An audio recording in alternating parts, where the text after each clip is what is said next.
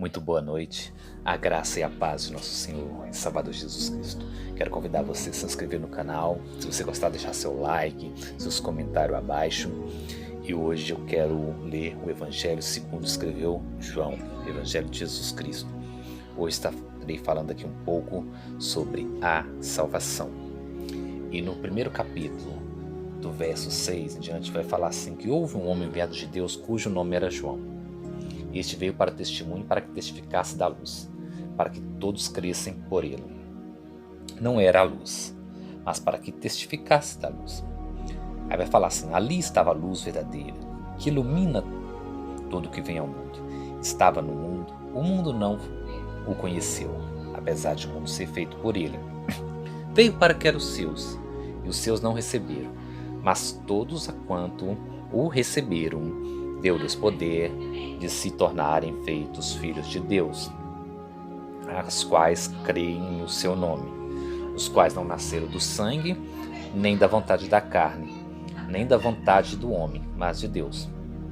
O Verbo se fez carne e habitou entre nós, e vimos a sua glória, a glória como unigênito do Pai, cheio de graça e cheio de verdade.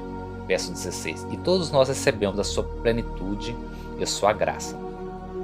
Porque a lei foi dada por Moisés, a graça e a verdade veio por Jesus Cristo. E Deus nunca foi visto por ninguém. O Filho unigênito que está no seio do Pai, esse o revelou. E este é o testemunho, quando os judeus mandaram de Jerusalém sacerdotes e levitas para que perguntassem, quem és tu? Ele confessou e não negou, eu não sou Cristo. E perguntaram, então o que é? É dos Elias? Não sou. É do profeta? Respondeu, não. Disseram, pois, quem é? Para que tenhamos resposta àquele que enviasse. Aí ele disse, eu sou a voz do que clama no deserto. Endireitai o caminho do Senhor. Amados e queridos irmãos, aqui João, ele começa escrevendo o Evangelho falando, no princípio era o Verbo estava com Deus, e por ele foram feitas todas as coisas, sem ele nada do que foi feito se faria. Nele estava a luz, a vida dos homens, e a luz resplandece nas trevas, mas as trevas não compreenderam. E o início ele usa para falar a própria criação que está lá em Gênesis, as mesmas palavras para caracterizar um novo início. Deus Pai se revelaria à humanidade através de uma aliança do seu Filho Jesus Cristo. O Verbo significa Logos em grego, e o agente responsável pela origem de tudo. Ele coexiste como Criador desde a eternidade, o tempo e matéria. Tudo se originou pela palavra, e a fonte de vida está nela. O Salvador se chama Palavra, porque dele foi feita a vontade, ou seja, em outras palavras, Deus fez do invisível se tornar visível. E cada um dos evangelhos, eles são em sincronia, né, das características do Senhor, de sua obra. Mateus ele apresenta como um rei, Marcos se apresenta como um servo, Lucas como filho do homem, mas João mostra Deus com a sua filiação divina e não genealogia humana. O Messias se manifestou ao mundo com a palavra materializada, o Verbo vivo. Da mesma forma que nós expressamos por sentimentos, por palavras, o Senhor Jesus é a palavra encarnada, é o Verbo vivo que desceu do céu, através do Espírito Santo, concebido ali por Maria. O Verbo estava com Deus. E aqui eu vou falar da criação e do propósito. Tudo originou-se por Jesus. A palavra se verbalizou. Hebreus vai contextualizar isso. Fez atribuir ele. A criação tornou-se perpétua, perfeita. O universo se manifesta através do seu autor, da sua voz. Quando ele faz um contraste entre luz e trevas, são opostas. Então, Jesus, nele está a luz que resplandece em meio às trevas. E como eu gostaria de falar de salvação, existem 3 passos para que possamos ser salvos.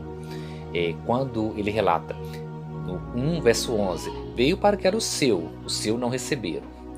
Aí vem um mas, a todos quanto receberam deu poder de tornar filho de Deus. Deus veio sim para o seu povo legítimo. eles nos viraram as costas. Então Deus falou, todo que me confessar, todo que me receber, que chamar por mim, estes são selados e têm direito de se tornar filho. Não eram, mas se tornam filho. Eu torno filho quando eu confesso Jesus, não quando eu aceito. Quando você está confessando, Jesus está te aceitando. Parece até um contraste, mas sim, nós fazemos a confissão, sim, Jesus, eu te aceito como Salvador. É um primeiro passo para que possamos ser salvos. Porque como na circuncisão se cortava ao 8º dia o prepúcio do menino para dizer esse separado filho de Deus, a sua confissão, há uma circuncisão em seu coração que Deus e Satanás podem ver. Esse é meu filho eleito. E tem um segundo passo, que é a santificação. O apóstolo Paulo é bem enfático. Sem santificação, ninguém verá a Deus. E essa santificação, que quer dizer, é a separação, é a incontaminação do mundo. Como Tiago relata no seu livro 1, verso 27. A verdadeira religião é visitar o órfão e a viúva nas tribulações e se incontaminar do mundo. E quando nós incontaminamos do mundo, nós automaticamente fazemos a vontade de Deus. Amizade do mundo, inimizade de Deus. Então, a palavra, ela é viva e eficaz. E existe um terceiro passo, que é glorificação. O apóstolo Paulo fala, quando eu era menino, falava como um menino, hoje, como um homem, já não sou mais, tenho mais aquelas velhas coisas. Hoje vejo o meu rosto em espelho como ele é, mas eu verei o corpo glorificado como o Altíssimo. O apóstolo Paulo estava dando a certeza. Então existem 3 passos para que possamos ser salvos. Precisamos sim confessar de todo o coração, de toda a nossa alma. Romanos 10:9 fala, se tu confessares com tua boca e creres com o coração, todo aquele que invoca, todo aquele que clama, será salvo. Se confessares aqui na terra, Deus o confessará. Então esse é o primeiro passo. E a santificação, ela leva um longo espaço na vida do cristão, porque você tem que ir tirando as coisas que não agradam a Deus. E isso às vezes vai levar um tempo. Por quê? Porque todos nós somos errantes, somos falhos.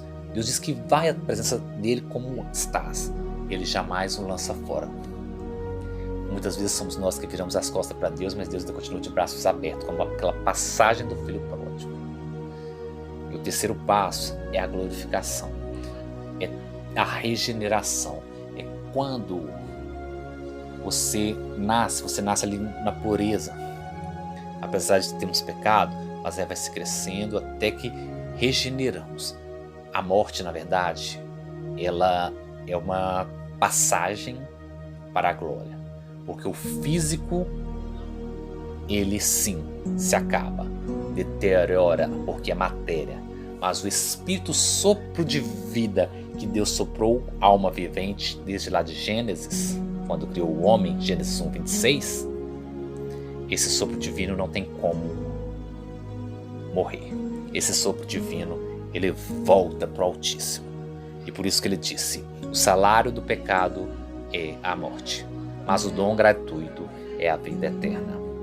Porque os que são filhos terão herança, serão herdeiros, co-herdeiros em Cristo e terão vida eterna.